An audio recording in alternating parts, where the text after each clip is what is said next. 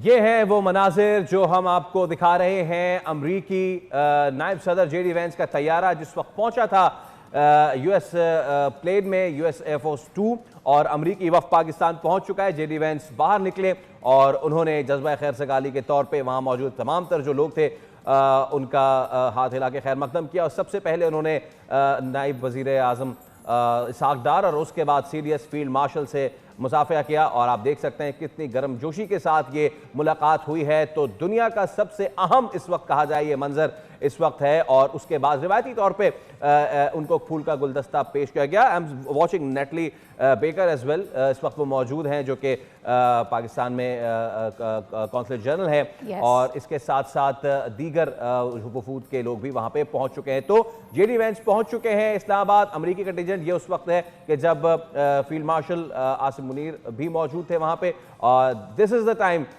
when oh yes what a beautiful sight। जैसे ही अमरीकी वफ़द नीचे पहुंचा है बहुत ही एक्साइटमेंट के तौर पे उन्होंने जेस्चर शो किया है। I would like to show it again कि किस तरीके से कितना एक्साइटमेंट के तौर पे ये वफ़द यहां पे पहुंच चुका है। मंसूर जाफर हमारे साथ मौजूद हैं, माहिर उमूर मशरिक़ वुस्ता। मंसूर साहब अस्सलाम वालेकुम, thank you so much for your time. तो इंतजार था जिसका वो काम हो चुका है।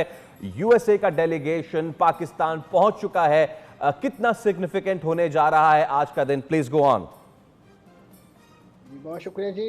यकीनन पाकिस्तान की डिप्लोमेसी और पॉलिटिकल हिस्ट्री में बड़ा ही एक नेक शगुन दिन है। और ख़ास तौर पे जिस अजीम मकसद के लिए इस वक्त ईरानी और अमरीकी वफ़द पाकिस्तान के दारुल हुकूमत इस्लामाबाद में मौजूद है, मैं समझता हूँ कि इस वक्त पूरी दुनिया का अमन, पूरी दुनिया की मईशत, पूरी दुनिया की सियासत जो है इस इवेंट के साथ मुंसलिक है। क्योंकि आज अगर यहाँ पे होने वाले मुज़ाकरात एक मुस्तकिल क़याम अमन के मंसूबे की सूरत में नहीं ढल पाते तो यकीनन खित्ते का अमन एक बार फिर तराज होने का खदशा और अंदेशा है।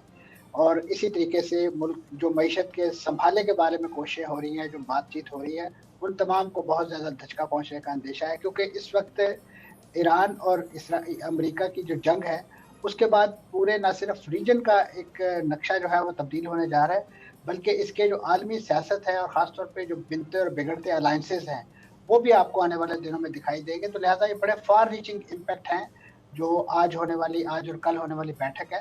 तो यही वजह है कि इस वक्त सारी दुनिया की नज़रें, पूरी दुनिया का मीडिया इसी जो इवेंट है उसे एक लिहाज से फ्लैश कर रहा है अपने यहाँ, उस पर बात हो रही है, उस पर तज्ज़िये इदारिये, उस पर कमेंट किए जा रहे हैं।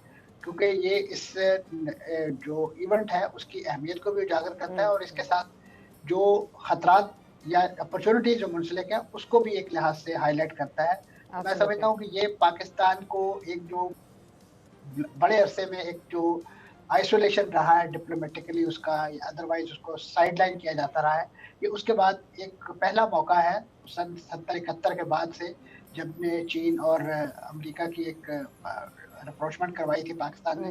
उसके बाद से मैं समझता हूँ पाकिस्तान की तारीख यकीनन बहुत सारे ऐसे माइलस्टोन हैं, जेनेवा अकॉर्ड है, जो कतर पीस प्रोसेस रहा, उन तमाम में पाकिस्तान किसी न किसी दर्जे में अपने डिप्लोमेटिक एफर्ट्स से हमले हाल करता रहा है। लेकिन ये एक ऐसा इंडिपेंडेंट, जिसे कहना चाहिए एक सोलो इवेंट पाकिस्तान के एक्सक्लूसिव हिस्से में आया है कि जो एक मैं समझता हूँ पाकिस्तान का जो अपना अगर हम जो कॉमिटी ऑफ नेशन में इकोनॉमिकली अदरवाइज पाकिस्तान का स्ट्रक्चर देखें, इस वक्त 50 सालों तक ये ममालिक जो हैं ईरान और अमेरिका जिन डिप्लोमेटिक क्वार्टर्स के जरिए आपस में रब्ता करते रहे हैं, आज पाकिस्तान ने वो डिप्लोमेसी इनिशिएटिव जो है उनसे छीन लिया है, उनसे अपने हाथों में ले लिया है।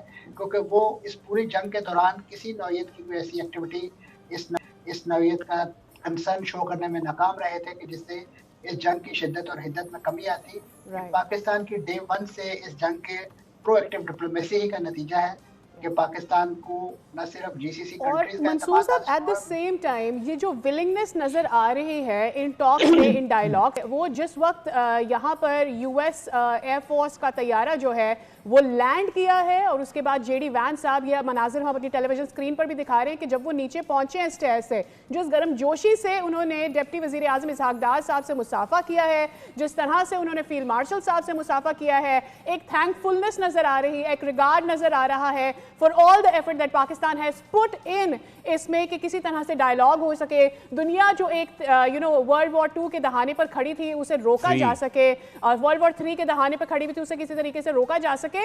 सो आई थिंक वो एक थैंकफुलनेस, वो जो अर्ज है पीस के लिए, वो यहाँ पर हमें नजर आ रहा है। मेरे ख्याल में मंसूर साहब, इससे हमें यह भी अंदाजा होता है कि कितना ज्यादा कीन है खुद यूएस भी कि इस जंग को रोक लिया जाए और जो इस वक्त इकोनॉमिक सूरत हाल है उसे कंट्रोल किया जा सके।